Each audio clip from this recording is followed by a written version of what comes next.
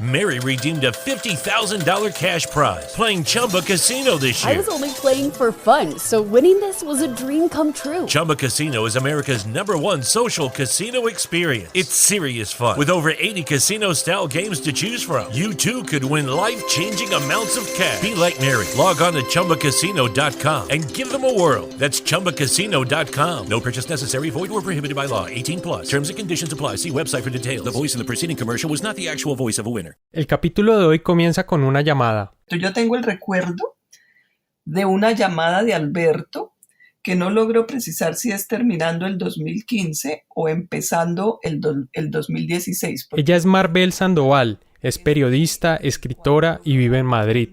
Conoce al periodista Alberto Donadío hace más de 30 años. Como siempre me cuenta historias de espías y siempre estoy feliz de escuchar sus historias de espías. Me contó la historia de Ogorovny y de Pilar Suárez Barcala, y me contó que Pilar Suárez Barcala era una española. En esa llamada que Marbel menciona, Alberto le pidió que le ayudara a encontrar a Pilar. Y claro, por supuesto, le dije que inmediatamente me iba a poner a la búsqueda, porque pues me encanta investigar, es una cosa que he hecho siempre y tengo el tiempo para hacerlo, porque aquí yo uso mi tiempo en escribir, leer y investigar lo que yo quiera. Marbel comenzó sus pesquisas en Google, pero no encontró ninguna referencia que mereciera la pena. Se metió entonces al Boletín Oficial del Estado, al BOE como se le conoce, que es la Central de Información Pública en España. Ahí sí encontró un dato de valor. Encontré que en el BOE ella aparecía creando en 1996 una Fundación Nacional para el Desarrollo de la Educación Infantil y que no era la única socia, por supuesto, de una fundación, no era el único miembro, sino que había otras 3 personas. Los otros de esos 3, 2 nombres no me dijeron nada, ¿sí? Pero un tercero me llamó la atención porque se llamaba Alejandra Suárez Barcala. De la coincidencia con los 2 apellidos, Marbel dedujo que se trataba de una hermana de Pilar, residenciada también en España y copartícipe en el proyecto. Decidió tirar de ese cabo, tratar de llegar a Pilar a través de esta posible hermana. Me senté a revisar los directorios telefónicos de España, que ya no están en papel, porque me gustaría muchísimo más buscar en papel, pero bueno, esto ya es distinto. Y me puse a revisar y a revisar y a revisar y me encontré a una persona con ese mismo nombre viviendo en Santa Cruz de Tenerife. En un directorio empresarial, Marbel también encontró el nombre de Alejandra Suárez Barcala asociado a una agencia inmobiliaria, también en Tenerife, y marcó el teléfono que aparecía allí mencionado. Y me contesta un señor que se llama Eduardo González, que es una persona muy amable, a quien yo le digo que yo estoy llamando a tal número de teléfono, corroboro si ese es el mismo número de teléfono donde me están contestando, él me dice que sí, y le digo que yo estoy buscando a Alejandra Suárez Barcala, que si yo la puedo encontrar ahí. Y el señor me dice que sí, pero que no está en ese momento, que si yo le quiero dejar un mensaje, que él lo toma con mucho gusto. Yo le digo, como estoy hablando con él, le pregunto cuál es su nombre. Entonces él me dice que se llama Eduardo González. Entonces le digo, mire, yo soy Marbel Sandoval, y en realidad yo no estoy buscando a Alejandra Suárez Barcala, yo estoy buscando a Pilar Suárez Barcala. ¿Usted la conoce? Me dice, claro que la conozco, es que es su madre. En este punto aún cabía la posibilidad de que Alejandra fuera hija de Pilar, pero no de Alexander Ogorodnik. Pero Marbel despejó cualquier duda cuando la persona al otro lado de la línea le confirmó que Alejandra, su esposa en realidad, era también hija del espía. Entonces yo ahí me doy cuenta que yo acabo de hacer un descubrimiento. La existencia de una hija fruto de aquel romance no fue el único hallazgo que Marbel sacó de aquella conversación. El esposo de Alejandra también le contó que la madre de ella aún estaba viva y que residía ahí mismo, en la isla, en Tenerife. Sin embargo, le adelantó que entre ambas no había una buena relación y que por eso no creía que le pudiera servir de ayuda para ponerse en contacto con Pilar. En el reporte que le envió Alberto por email esa misma tarde, Marvel escribió, abro comillas, encontré a Pilar Suárez Barcala, que vive en Santa Cruz de Tenerife, y a su hijo con el espía, que no es hijo, sino hija.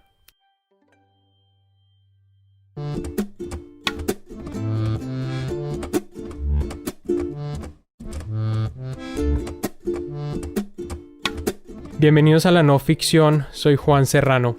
En los pasados 2 episodios de este podcast les he hablado de la historia de amor entre Pilar Suárez Barcala y Alexander Ogorodnik, un diplomático soviético convertido en espía de la CIA. El capítulo de hoy es una secuela de esa historia, así que convendría que antes de continuar escucharan nuestras 2 entregas anteriores.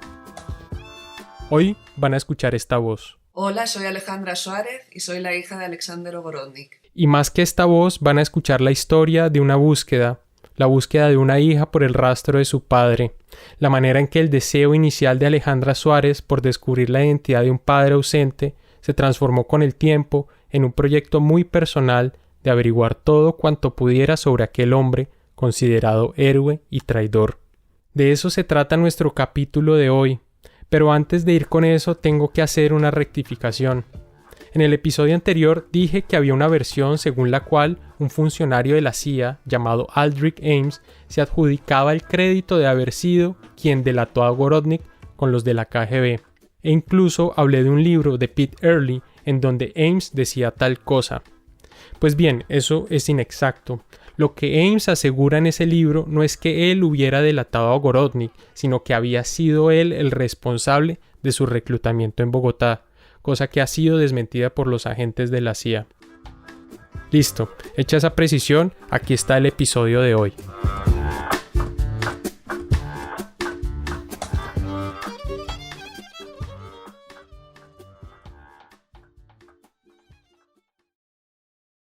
Pilar Suárez Barcala dio a luz a Alejandra Suárez Barcala en Madrid, el 6 de marzo de 1975. La fecha es importante porque coincide con un viaje que ella hizo a Bogotá 9 meses antes, según lo muestran los sellos de entrada y salida en su pasaporte. Pilar tuvo claro desde un comienzo que Ogorodnik era el padre de su hija. Así se lo comentaba a sus amigas y lo escribía en sus diarios. Sin embargo, en el certificado de nacimiento de Alejandra, la casilla correspondiente al padre la rellenó con un nombre común, José. Eso era lo que se hacía en España solo en aquellos casos en que se ignorara el nombre del padre. Más tarde, en la partida de bautismo, ya ni siquiera se molestó por darle a este un nombre ficticio, dejó la casilla simplemente en blanco. Fuera cual fuera la razón que tuvo Pilar para actuar de esta forma, lo cierto es que Alejandra Suárez tardó varios años en percatarse siquiera de ese vacío paterno. Al principio tú ves que tus necesidades afectivas, pues con la gente que tienes, yo sobre todo con mi abuela y con mi tata, que son las personas que me criaron y con quien yo estaba cuando era niña, estaban cubiertas. De acuerdo con Alejandra, desde los primeros años Pilar fue bastante desentendida de sus responsabilidades de madre.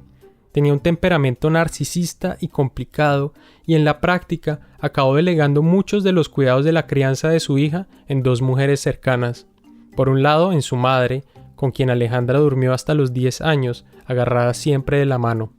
Y al lado de su abuela materna estuvo también Hortensia Zavala, su tata, una mujer colombiana que su madre había conocido en Bogotá y que decidió llevarse a Madrid para que le ayudara con las responsabilidades de casa. Así transcurrieron los primeros años de Alejandra, mientras Pilar sufría en silencio la ausencia de Sacha y la incertidumbre de no saber su paradero. Ella, inocente, se criaba al lado de 2 mujeres que en la práctica ejercían el papel de madres sustitutas. Fue solo hasta que cumplió los 6 o 7 años en que Alejandra comenzó a cuestionarse cosas, a hacerse preguntas inocentes del tipo: bueno, otros niños tienen papá y yo no. ¿Dónde está mi papá? ¿O por qué aquí falta algo, no? La versión que su madre le entregó en un primer momento es que su padre había sido un matemático alemán que había fallecido en un accidente de carro cuando ella estaba embarazada. Se llamaba Alejandro. Por varios años esa explicación le bastó. Sirvió para otorgarle una identidad a aquel padre ausente, de quien además tenía un rostro, pues en su casa siempre se mantuvo un retrato de él. Era una foto de Ogorodnik, por supuesto, la única que Alejandra vio de él durante mucho, mucho tiempo. Pues realmente yo no lo dudé seriamente, si te digo la verdad, en ningún momento. Sí, con 12, 13 años, pues hay cosas que te preguntas, ¿no? Porque, claro, mi madre, una de las cosas que me decía es que ellos estaban casados, entonces con 12, 13 años, pues yo sí me empecé a preguntar, ¿y por qué yo tengo los apellidos de mi madre, ¿no? Y no de mi padre. Pero tampoco era una duda, me rondaba por la cabeza, pero tampoco era algo en lo que pensara demasiado. Más que preguntas, Alejandra sí recuerda muchos momentos de su infancia en los que echaba de menos una figura paterna. Eran tiempos además en los que no era usual que una mujer soltera criara una hija, y mucho menos en España, en donde el divorcio estuvo prohibido hasta el año 81, cuando Alejandra tenía 6 años. Sin embargo, a pesar de todos los prejuicios que existían sobre la soltería femenina, Pilar logró tirar para adelante. Pero volviendo otra vez a ese secreto que ella se guardó frente a su hija, Alejandra recuerda bien el momento en que supo la verdad.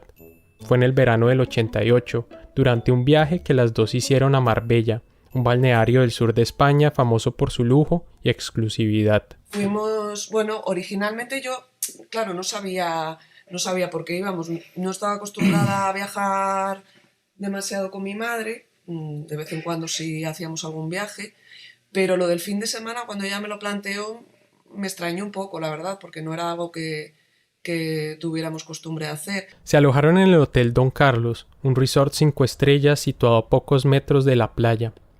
Para contarle la identidad de su padre, Pilar había preferido sacar a su hija de la rutina de casa y generar las condiciones propicias para este tipo de confesiones.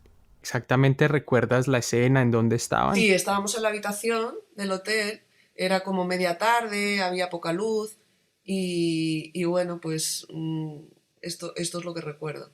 Pilar ahí le cuenta que mi padre me reconoce que mi padre en vez de alemán era ella me dice ruso, ¿no? Era soviético, y me cuenta pues la historia de cómo se conocieron, cómo se enamoraron, y me cuenta que él, era soviético, era diplomático soviético, hacía ciertos trabajos para la KGB, y cómo se conocieron viviendo ellos dos en Colombia y trabajando él para la embajada soviética en Bogotá. La revelación tomó a Alejandra por sorpresa, claro. Si bien dice que es posible que en los meses previos al viaje comenzara a mostrarse un poco más interesada en rellenar las lagunas que tenía sobre su pasado, la verdad es que no tenía indicios de nada. Yo estaba muy sorprendida porque no me esperaba una historia así para nada. Ya te digo que había empezado un poco a dudar, entendía que había algo que fallaba, pero nunca pensé que hubiera una historia como esta detrás, ¿no? Entonces me quedé muy, muy impactada. Alejandra ya tenía para ese momento una relación bastante conflictiva con su madre. Alberto Donadío le contó, por ejemplo, que su abuela no le podía llamar guapa delante de su madre, porque si lo hacía, ella rebatía su opinión. «Tu madre es más guapa», decía. También Pilar se refería a su hija como la inútil, y por actitudes de ese tipo, por los reiterados comentarios que la menospreciaban, Alejandra considera que sufrió un maltrato psicológico de parte de ella. Sin embargo, ese viaje a Marbella y esa tarde en la habitación permanece en su memoria como un bonito recuerdo, como una rara tregua entre madre e hija. Fue un momento de unión muy bonito entre mi madre y yo, claro, porque yo ahí le dije, claro, ella me contó una versión, ya te digo que yo considero que ella tiene su mérito a pesar de los problemas que nosotros hemos tenido, porque decidió tenerme, ser una madre soltera en un momento en el que eso estaba muy mal visto y sacarme adelante. Y entonces pues yo se lo dije, ¿no? Que admiraba lo que había hecho. A sus 13 años, Alejandra se estaba enterando de que su padre no era un ficticio matemático, sino un espía de carne y hueso. Sin embargo, Pilar no le contó toda la verdad esa tarde.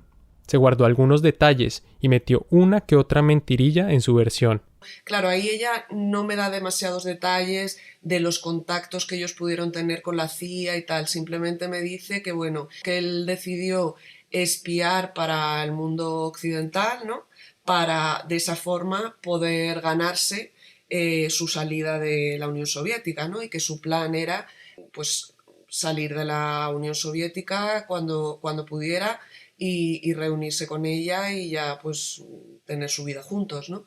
Y que bueno, que ella me dice, por ejemplo, que se habían casado, pero ella siempre muestra mucho temor por la KGB, dice que siempre me ha mantenido la historia oculta porque dice claro, que mi padre muere como un traidor a la Unión Soviética y que tiene mucho miedo, ¿no? de las represalias que pueda tomar la Unión Soviética, la KGB, que no puedo decirle nada a nadie, y ella me jura y me perjura que ellos llegaron a casarse y que bueno, que ella por miedo a que fueran a perseguirla, a que se enteraran que había estado casado con ella y que había tenido una hija, pues que quemó toda la documentación de ese matrimonio. Pilar también le contó que la KGB acabó con la vida de su padre, pero evitó decirle las circunstancias exactas en las que se produjo su muerte, a lo mejor porque ni siquiera ella lo sabía en ese momento.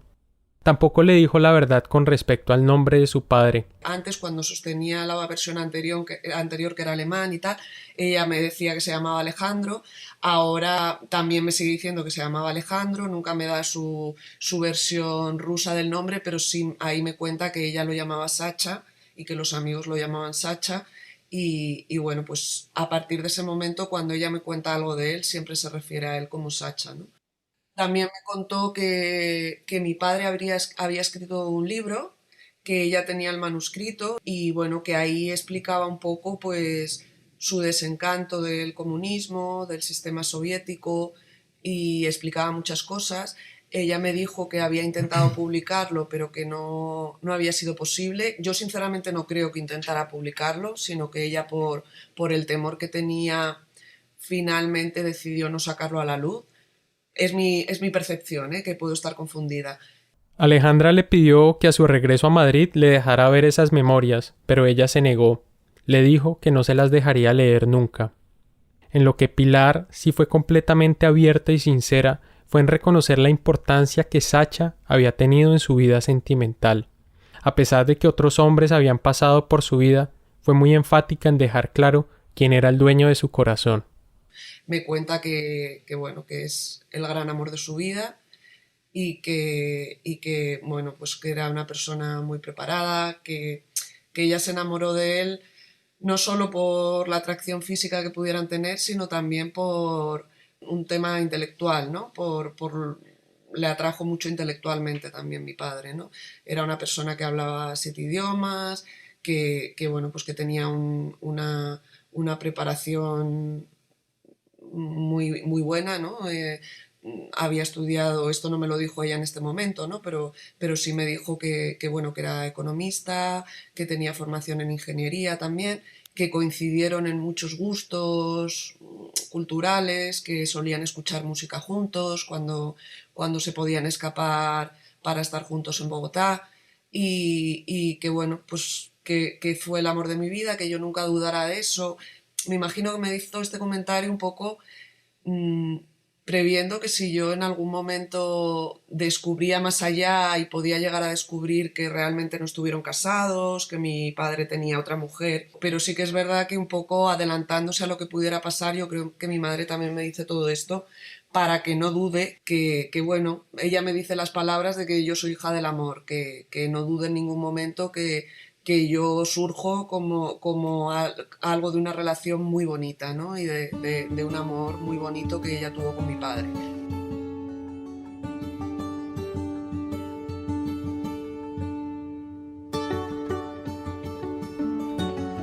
Después de ese viaje a Marbella, Alejandra se guardó el secreto. Su madre le había advertido que debía manejar el tema con extrema prudencia. O más bien, en palabras de Alejandra, le dijo: yo ya te conozco, que eres muy peliculera, ten cuidado ahora a ver si se lo vas a contar a tus amigos, a ver qué vas a hacer con esto que te estoy contando, porque es ultra secreto y no puedes hacer nada. Entonces, yo, aunque en el primer momento tuve mucha curiosidad, realmente en ese primer momento no hice nada. Fue solo un año después que se atrevió a compartir la verdadera identidad de su padre con Ana, su mejor amiga. Pero aparte de eso, el tema quedó por un tiempo metido en el congelador. Las advertencias de su madre lograron disuadirla, pese a que por dentro se moría de ganas por averiguar más cosas. Y es que no hay que perder de vista además que estamos hablando de una época en la que no existía internet, de manera que no era fácil realizar una búsqueda de este tipo, y mucho menos sin conocer siquiera el nombre real de su padre. Así que durante varios años no fue mucho más lo que Alejandra descubrió. Su madre respondía con evasivas a sus preguntas y le tenía tajantemente prohibido a la abuela y a su tata que le tocaran el tema. En todo caso, luego del viaje a Marbella hubo un pequeño avance, y es que se comenzó a hablar con más naturalidad de la figura de Sacha, o por lo menos ya no era un tema tabú en la casa. Pero realmente la ampliación de la información fue poca. Pues sí, había algún momento en que a lo mejor ella me decía que le echaba de menos, que era el amor de su vida. Me acuerdo una vez, por ejemplo, viendo la película de Doctor Zhivago, pues que ella decía que le recordaba mucho a la historia de ellos y se puso a llorar. Los cumpleaños de mi padre, que son el 11 de noviembre, también ella, pues había veces que hablábamos de él, pero yo le preguntaba muchas cosas que ella no me contestaba, ¿no? El tema de su apellido, de que quería ver su manuscrito, de si por qué no habría gente que la había conocido, que si tenía alguna información de mis tíos, porque mi padre tenía un hermano y una hermana, eso ella me lo reconoció también, pero tampoco nunca me dijo sus nombres. Y claro, yo le decía que a mí me gustaría saber si tenía un tío y una tía, incluso primos, ¿no? Pero nunca me dijo que no, que era muy peligroso, que no, y que no me decía nada más. Pero con el tiempo llegó el momento en que Alejandra no aguantó más. La curiosidad contenida por años se transformó en una necesidad impostergable de averiguar más cosas sobre su padre. Una pausa y ya regresamos. Aquí Juan de vuelta. Si les gusta lo que hacemos, háblele por favor de este podcast a sus amigos, familiares, novio, novia. Compártalo en sus redes e invítelos a escuchar podcast, este o algún otro.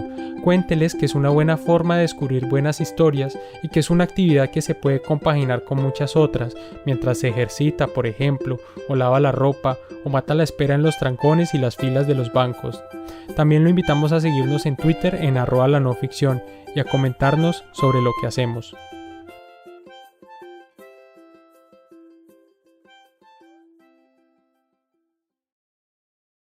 El amor o el cariño a un padre al que jamás se conoció se concreta necesariamente en un deseo de saber.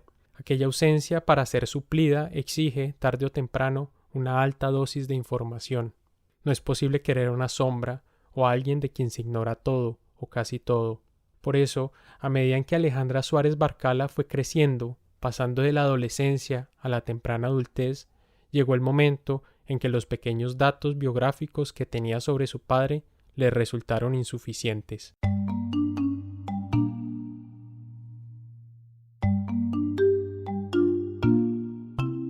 En esos años realmente yo sí recuerdo que yo era mucho más curiosa, mucho más incisiva con mi madre de lo que había sido previamente. O sea, yo ahí le preguntaba y le decía que por favor, que yo quería ver el manuscrito, que me hablara más, qué tal. Y bueno, mi madre dio hasta donde dio. Como su madre no soltaba prenda, Alejandra al fin decidió buscar a espaldas de ella. Un día, con la ayuda de su novio, hoy su marido, empezó a esculcar en los cajones de su casa.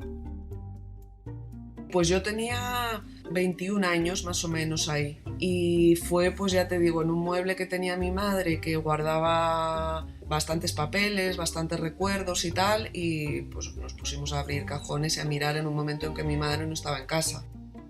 Una de las cosas que halló en esa búsqueda fue una tarjeta de presentación. A primera vista era una tarjeta anodina, como cualquier otra de su género, rectangular, de no más de 6 centímetros. Pero esta tenía algo especial.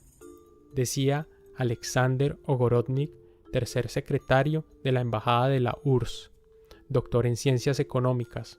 Para Alejandra fue un momento memorable. Yo ese momento lo recuerdo con mucha emoción porque fue la primera vez en la que yo vi el nombre completo de mi padre, ¿no?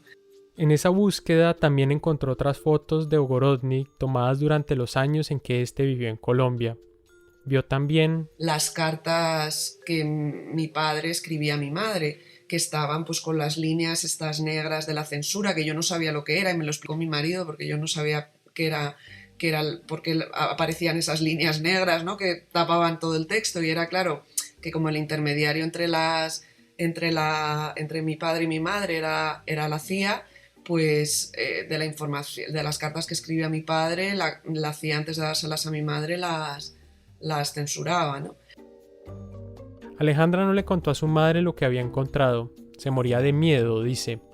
Pero lo bueno es que ahora sí tenía un nombre y un apellido para perfilar su búsqueda. Y además, en ese tiempo, mediados de los 90, ya comenzaba a haber internet. Sin embargo, las primeras búsquedas en la red resultaron infructuosas. El nombre de Alexander Ogorodnik no arrojaba ningún resultado. Tuvieron que pasar varios años para que al fin Alejandra encontrara algo.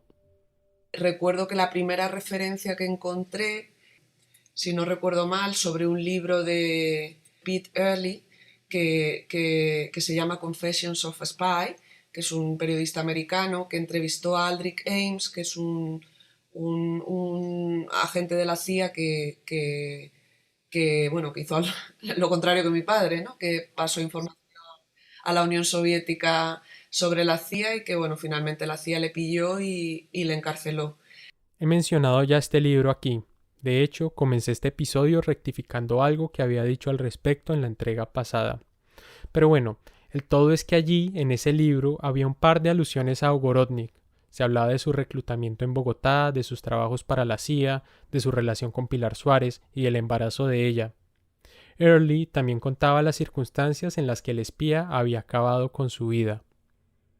Alejandra lo ignoraba hasta entonces y dice que descubrirlo le causó una fuerte impresión, pero al mismo tiempo lo recibió con cierta dosis de escepticismo. No terminaba de creerlo.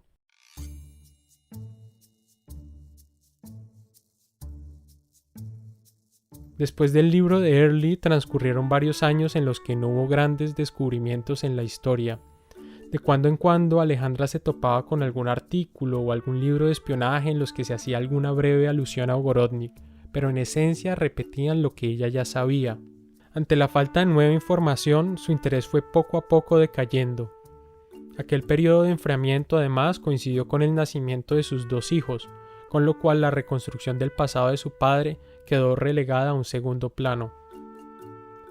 Tuvo que pasar casi una década para que Alejandra obtuviera nueva información. Más o menos en 2012 o 2013 cayó en sus manos el manuscrito que Ogorodnik había dejado y que su madre se había empecinado en mantenerlo fuera de su alcance.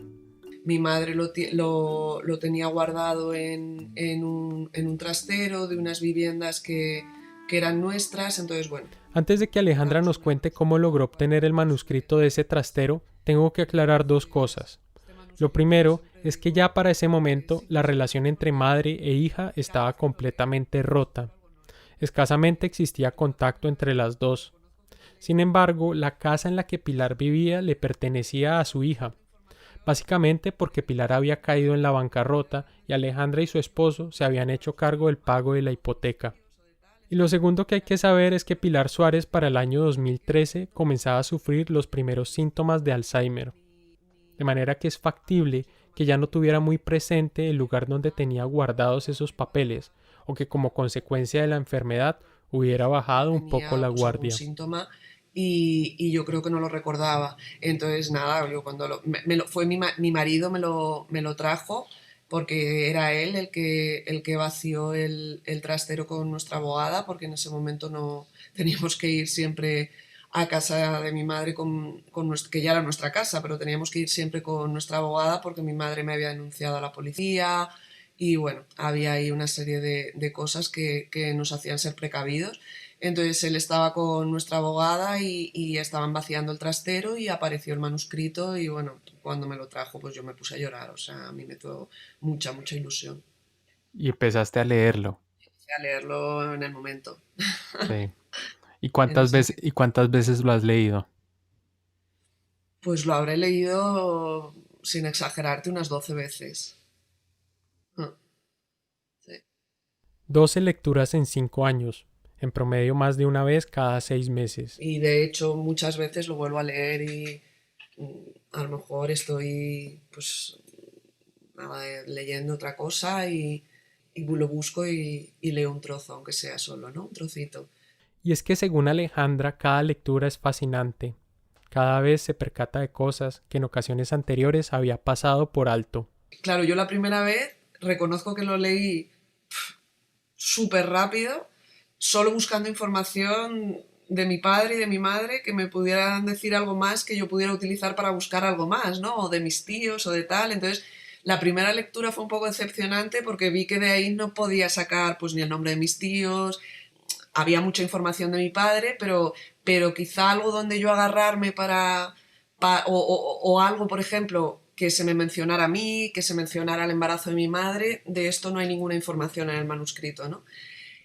Pero En sus posteriores lecturas, sin embargo, Alejandra ha estado menos atenta a los datos biográficos y más interesada en conocer a su padre desde una dimensión psicológica. Recorre las páginas de ese manuscrito tratando ya no de saber quiénes son sus tíos y sus posibles primos, sino tratando de descifrar la estructura mental de Alexander Ogorodnik, conocer los rasgos de su personalidad y ver en todo lo que allí se cuenta un poco un reflejo de su carácter. Este tipo de lecturas le han resultado mucho más provechosas. Por ejemplo, le han aclarado las preguntas en torno a los motivos que tuvo él para convertirse en un espía en contra de su país. Y se ve lo importante que es para mi padre, cuál es el motor que le mueve a él a hacer todo lo que le mueve, no solamente porque se enamore de mi madre y porque la CIA le pudiera estar pagando ni nada, sino realmente él siempre dice, ¿no?, que quería cambiar el sistema desde dentro, ¿no? Y en ese manuscrito se ve muy bien cómo es su desencanto del sistema soviético y del comunismo, y es muy bonito verlo porque realmente te da un retrato de lo que pudo estar pensando él durante todos esos años para cambiar su forma de ser tan radicalmente, ¿no? Porque hay un libro de Alberto Dangond, un colombiano, que escribe y que lo he conseguido hace poco. Él menciona este libro en su manuscrito porque antes de irse él destinado a Colombia como diplomático, pues Alberto Dangond y unos diplomáticos colombianos fueron a un viaje por Colombia, por la Unión Soviética, para acercar un poco las relaciones diplomáticas, porque en ese momento todavía no estaba abierta la embajada soviética en Bogotá, y la idea era un poco pues hacer un primer acercamiento para que se pudiera reabrir esa embajada, que es donde años más tarde iría mi padre, ¿no? Y entonces uno de los guías en ese viaje de Alberto Dangond fue mi padre, ¿no? Y entonces, claro, ahí él, si tú lees ese libro, describe a mi padre como un comunista súper convencido, que defendía el régimen a muerte, que tenían pues muchas discusiones dialécticas, ¿no?, entre ellos.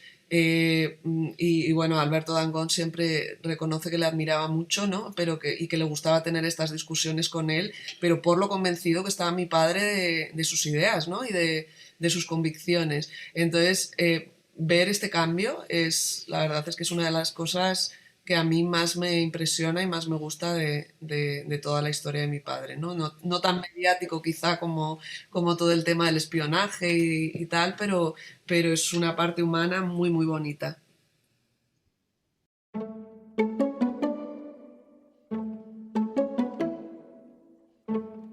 El fuerte vínculo que ha desarrollado con ese manuscrito también obedece a que en sus páginas Alejandra ha podido descubrir cuánto hay de su padre en ella, por ejemplo, con respecto a ciertas manías y comportamientos que los dos tienen. Cosas en las que leyendo el manuscrito yo descubrí que nos parecíamos, y claro, a mí me hacía mucha ilusión, ¿no?, porque, bueno, pues da ciertos detalles de la forma que él tenía de estudiar, de organizarse, pues los apuntes, que me recordaban mucho a la forma que yo tenía de estudiar. Entonces, porque él cuenta su época. ¿En qué sentido? ¿En qué sentido? Pues, por ejemplo, él decía que él se programaba, pues de los temas que tenía que estudiarse para un examen, que él se programaba las páginas de ese temario por horas y por días, porque era muy organizado, y yo siempre había hecho eso para estudiar también, ¿vale? Entonces, Claro, fue, bueno, no sé, quizá a lo mejor quería ver parecidos donde a lo mejor es algo que más gente hace, ¿no? Porque probablemente haya más gente que estudia así, pero bueno, era una manía como un poco peculiar. Yo no creo que, vamos, yo conocidos míos y tal, tan obsesivos como puedo ser yo con el estudio de esta forma, ¿no? De decir de tal hora a tal hora, yo decía, ¿no? Me tengo que estudiar estas páginas. Y mi padre, por lo que cuenta el manuscrito, es que era igual y se ponía las horas y hacía horarios súper estrictos para el tiempo que le dedicaba a nadar, que él nadaba mucho, para el tiempo que le dedicaba pues a cualquier otra actividad y para las horas que le dedicaba al estudio, ya te digo, dividiéndose los temas por páginas como estudiaba. Adelantémonos ahora un poco en nuestra historia y vayamos a comienzos de 2016, al momento en que se cruzan los caminos de Alberto Donadío y Alejandra Suárez. Por un lado, una hija que a través de los años ha venido juntando pequeños fragmentos de información para reconstruir la figura de su padre. Y por el otro lado, un periodista que se ha interesado en un personaje del espionaje mundial y que por cuenta de una especulación ociosa y gracias a la ayuda de una amiga periodista, termina dando con el paradero de su hija. El 6 de marzo de 2016, Alberto llamó a Alejandra a su casa en Tenerife. La fecha es importante porque sin que Alberto lo supiera, ese día Alejandra estaba celebrando su cumpleaños número 41. Era la primera vez que hablaban y aquella conversación, de manera totalmente involuntaria, se convirtió en el mejor regalo para ella. Nos entendimos muy bien desde el principio. Yo le conté ciertas cosas, le hablé del manuscrito, él me contó pues cierta información porque él donde había descubierto la figura de mi padre es en un libro de David Hoffman que se llama The Billion Dollar Spy. Entonces me contó, yo no conocía este libro y me contó algún dato que aparece en este libro que yo no conocía, ¿no? Y entonces pues fue muy emocionante para los dos, fue una conversación muy bonita. Hablaron durante un largo rato. Al comienzo, Alberto temía encontrarse con una persona reservada y muy cauta a la hora de contarle a un desconocido algo tan íntimo como es su génesis misma. Pero por el contrario, Alejandra se mostró muy abierta con su historia y entre los dos se estableció buena química al instante. En un par de ocasiones durante esa conversación, a Alejandra se le saltaron las lágrimas, como cuando Donadío le contó que su abuelo paterno había sido un oficial de alto rango de la naval de la Unión Soviética. Fuera de ser reveladora, aquella conversación resultó también muy estimulante. El interés de un periodista situado al otro lado del Atlántico por el pasado de su padre le sirvió a Alejandra como acicate de su propia curiosidad. Por eso cuando Alberto le contó que su idea era escribir un libro a partir de esta historia, Alejandra le preguntó si podía ser su coequipera en ese proceso. Él le dijo que sí. Yo ya te digo que hacía unos años que realmente tenía el tema como un poco aparcado. Entonces yo lo vi como una oportunidad, ¿no? O sea, como decir, ostras, tengo una persona que me va a ayudar y entonces como que eso a mí me motivó muchísimo, ¿no? Entonces me sentí como que era una nueva oportunidad para redescubrir a mi padre. Entonces por eso fue tan emocionante para mí, ¿no?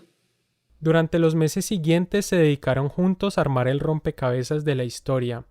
Lo hacían de manera remota, ella desde Tenerife y Alberto desde Bucaramanga, la ciudad en la que vive. Periódicamente se cruzaban correos electrónicos y en algunas ocasiones se daban cita en Skype para compartir lo que cada uno iba encontrando. Aquí Alberto. Eso hizo estas pesquisas pues muy gratas porque ella no fue una fuente, ella no fue una persona que estaba al otro lado, no fue una persona a la cual yo les sacaba información, sino que nos volvimos los dos los detectives de esta historia. Lo que había empezado como una pesquisa mía se vuelve una pesquisa de los dos. Poco a poco se fueron dando cuenta de que sobre Ogorodnik había mucha más información de la que en un principio creyeron, de que su caso, aunque fuera desconocido por el gran público, en realidad gozaba de gran recordación dentro del circuito especializado del espionaje. Descubrieron por una parte que había 2 documentales sobre su vida y además encontraron libros como Spycraft de Robert Wallace, en donde se describía con gran detalle el entrenamiento de Trigon como espía en Bogotá. También Alejandra envió a Estados Unidos, a las oficinas de la CIA y el FBI, unas peticiones para que le entregaran copia del expediente sobre su padre, con las fotos y toda la documentación que se tuviese sobre él. Pero en el caso de la CIA, su solicitud le fue negada. Le dijeron que no podían negar ni confirmar la existencia de esa documentación. Del FBI ni siquiera ha obtenido una respuesta. A pesar de esos 2 reveses, Alejandra recibió en cuestión de meses un aluvión de información sobre su padre, mucha más de la que había conocido a lo largo de toda su vida. Hay que entender que si uno conoce la mitad de la historia de sus padres, sino cuando ya es un adulto y cuando ya tiene su propia familia y sus hijos, pues es una sorpresa grata y también ingrata, y es una montaña rusa de emociones. Y eso Sin duda, uno de los momentos de quiebre a lo largo de todo este itinerario investigativo fue cuando Alejandra se enteró por boca de Alberto de la existencia del libro de Marty Peterson, The Widow Spy. Yo ya te digo, en ese mismo momento entro en Amazon y compro la versión digital del libro, y estos son como las 5 de la tarde. Me empiezo a leerlo en ese momento y me lo leo todo seguido, termino a las 5 de la mañana.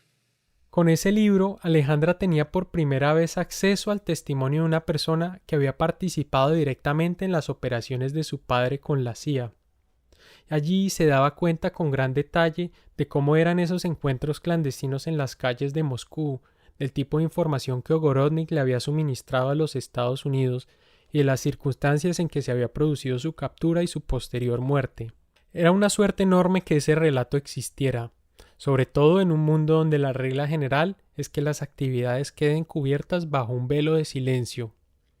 Pero aparte de los datos duros que aportaba, la lectura de Widow Spy tuvo para Alejandra una carga emotiva muy grande, principalmente porque Peterson no escatimaba en elogios para Trigon. En realidad, el libro era una suerte de homenaje póstumo al espía soviético, un esfuerzo por dejar memoria de un hombre excepcional. Eso fue para mí porque digo, ostras, es que aquí ahí todavía había ciertas dudas de decir, bueno, ¿hasta qué punto el trabajo que hizo mi padre y por lo que él murió sirvió para algo, ¿no? Y ahí es cuando yo puse en valor y realmente pues bueno, que la información que mi padre había trasladado era muy importante. Entonces ahí dije, ostras, esto no es una historia, solo una historia bonita de amor, ¿no? Y con un final muy triste y que mi padre, bueno, pues un poco historia de espías, tal, sino que realmente no solo por su valor humano, sino que tuvo una aportación, o sea, que lo que él hizo, ¿no? Es importante, ¿no? Para mí hubiera sido igual de importante y le hubiera querido igual a la figura de mi padre probablemente, ¿no? Pero claro, esto es inevitable que te haga sentir aún más orgullosa. Alberto Donadío trató de contactar con Marty Peterson, pero nunca obtuvo respuesta. Alejandra, por su parte, hizo varios intentos. Le envió un correo al high school en el que ella había estudiado y otro a la Asociación de Agentes de Inteligencia Retirados. Incluso la buscó por Facebook y le escribió un inbox contándole que era hija de Ogorodnik y que quería contactarla. Todos esos mensajes los envió entre finales de junio y comienzos de julio de 2016.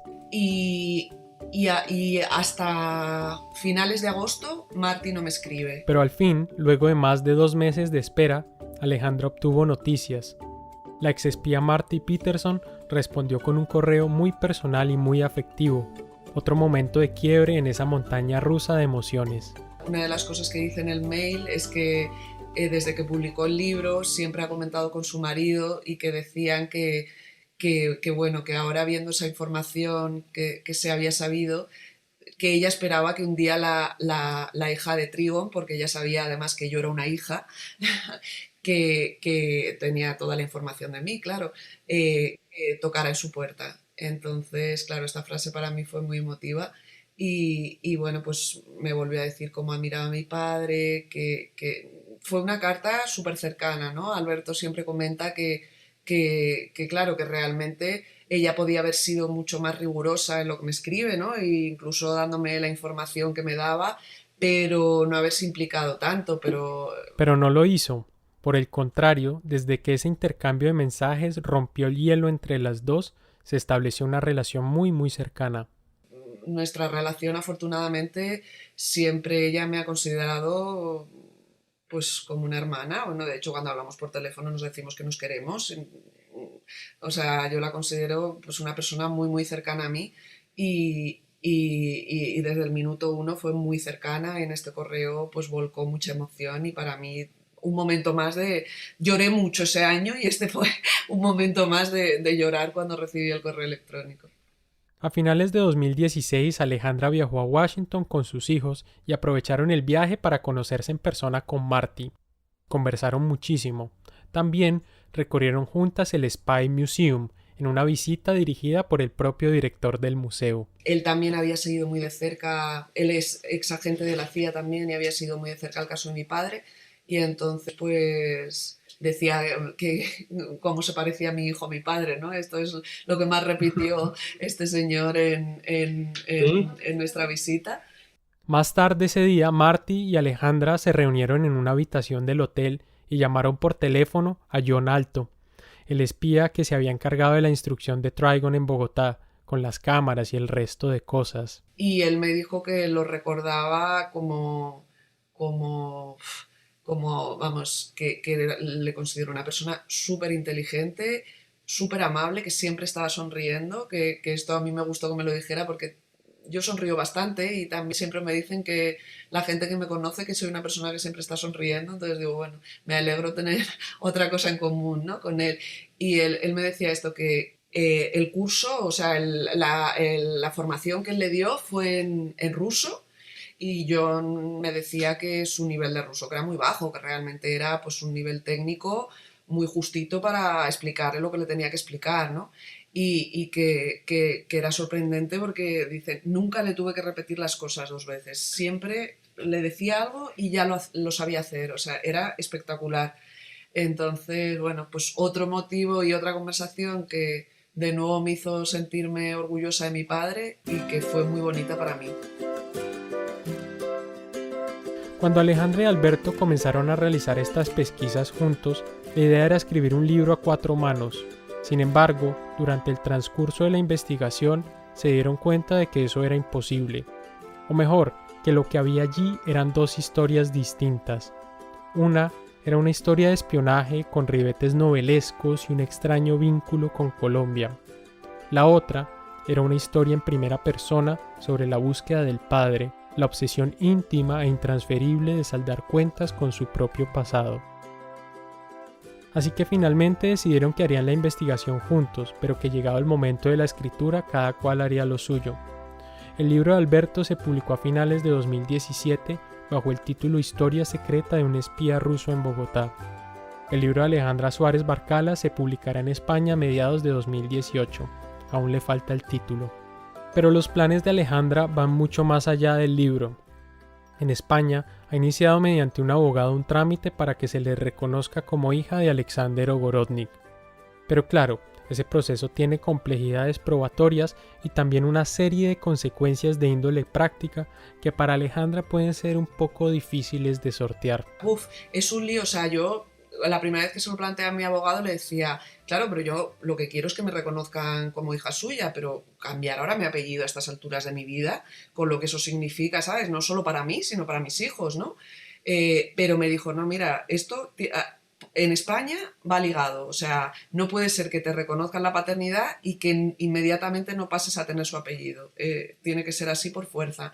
Entonces, claro, durante varios meses estuvimos viendo cómo podíamos plantear la demanda, pero como hay bastantes pruebas, hay una de las formas que será la que presentemos, que es por indicios, ¿no? Que no te hace falta ninguna prueba física como pueda ser ADN o tal, que puede ser más complicado, ¿no? Si en último término hay que hacerlo, pues yo estoy dispuesta a hacerlo, ¿no? Será muy complicado, pero bueno, se podría hacer.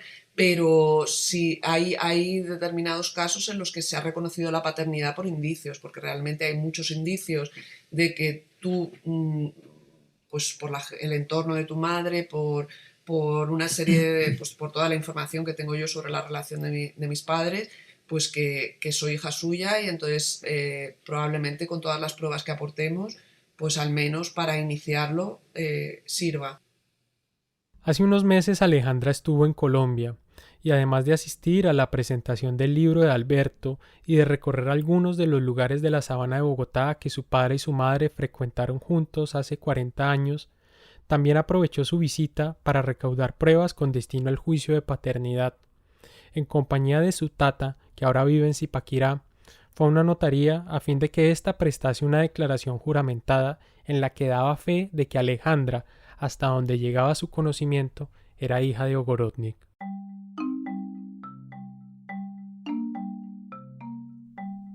Además de esa constancia notarial, Alejandra también tiene en su poder varias cartas que su madre le escribió a su padre que contribuyen a probar la paternidad a partir de indicios.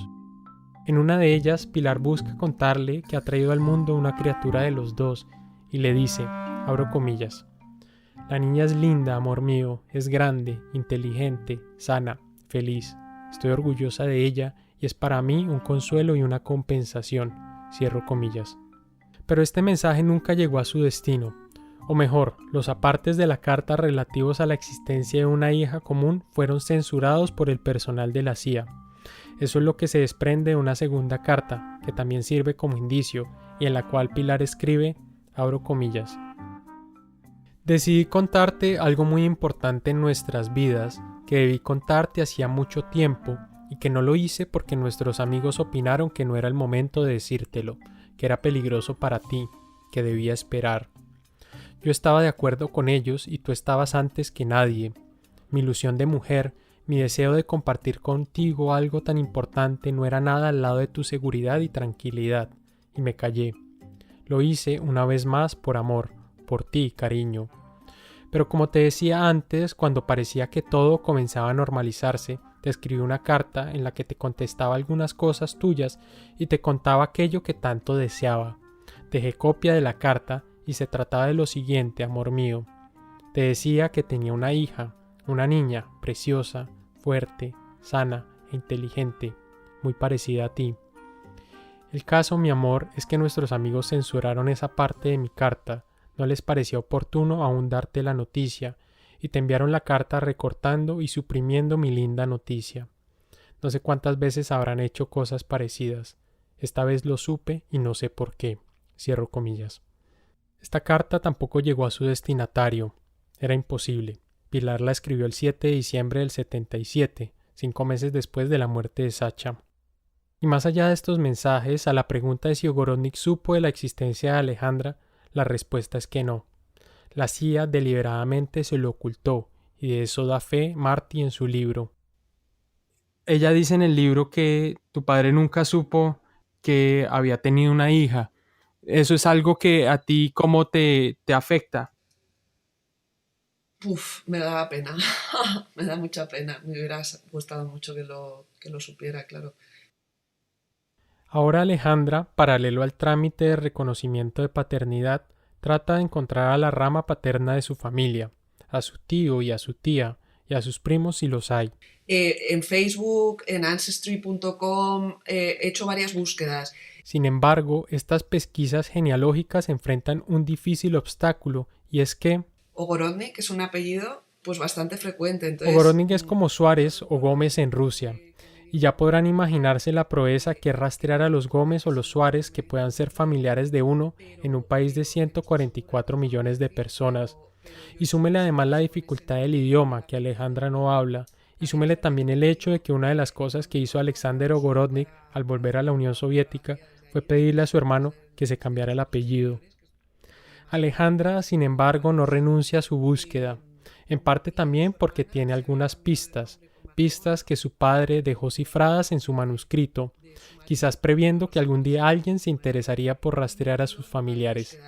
Y luego también, por los datos que da mi padre sobre el apellido materno, que no lo llega a decir en el manuscrito, pero sí que dice, una serie de datos que yo, pues ya te digo, tengo ahí una línea de investigación de posibles nombres que podrían ser, ¿no? Porque dice que es el mismo nombre de una ciudad, tal, que no se sabe exactamente la ciudad que es, pero que yo he ido un poco acotando y entonces tengo ahí varias opciones de cuáles pueden ser los apellidos. Pero claro, el tema es que ahora mismo, buscando esos apellidos, no he conseguido nada, ni he encontrado ningún contacto que pueda ser útil, no no veo, no he descubierto nada que pueda ser relevante, pero ahí sigo, ahí sigo.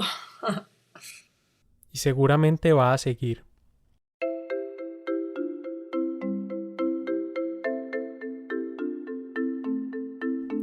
Otra de sus asignaturas pendientes a corto plazo es visitar la tumba de su padre. Marty Peterson ha tratado de disuadirla de emprender este viaje. Le parece que es riesgoso.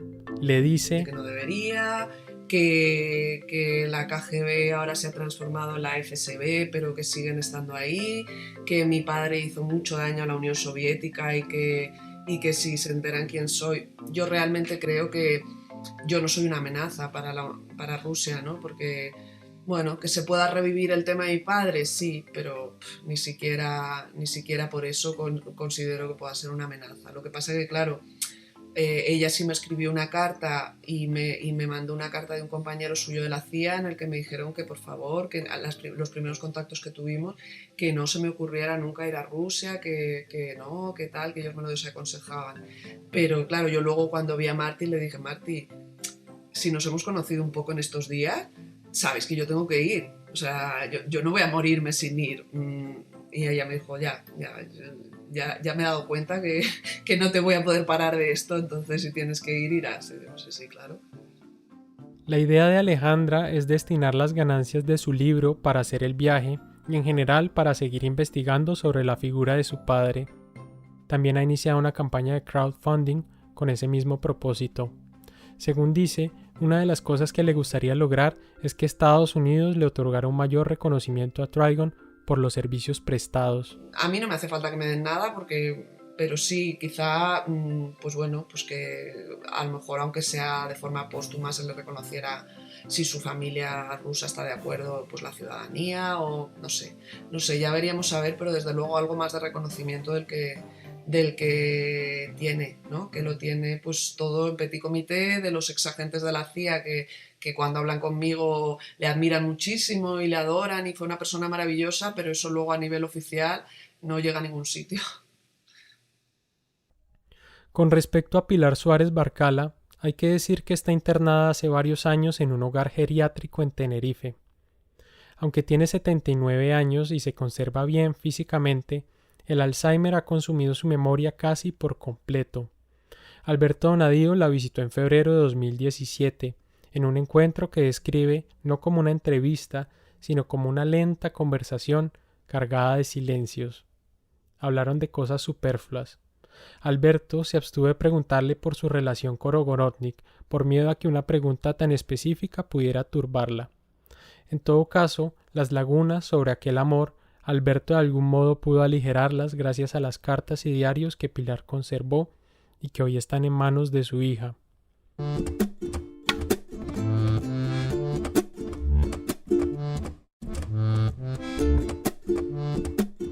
El podcast de la no ficción es escrito, producido y editado por mí, Juan Serrano. La mezcla de sonido es hecha con la ayuda de Daniel Díaz.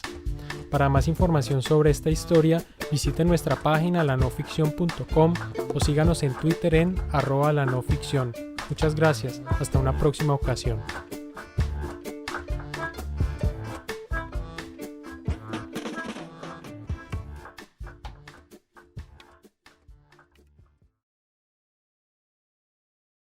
Mary redeemed a $50,000 cash prize playing Chumba Casino this year. I was only playing for fun, so winning this was a dream come true. Chumba Casino is America's #1 social casino experience. It's serious fun. With over 80 casino-style games to choose from, you too could win life-changing amounts of cash. Be like Mary. Log on to ChumbaCasino.com and give them a whirl. That's ChumbaCasino.com. No purchase necessary. Void where prohibited by law. 18+. Terms and conditions apply. See website for details. The voice in the preceding commercial was not the actual voice of a winner.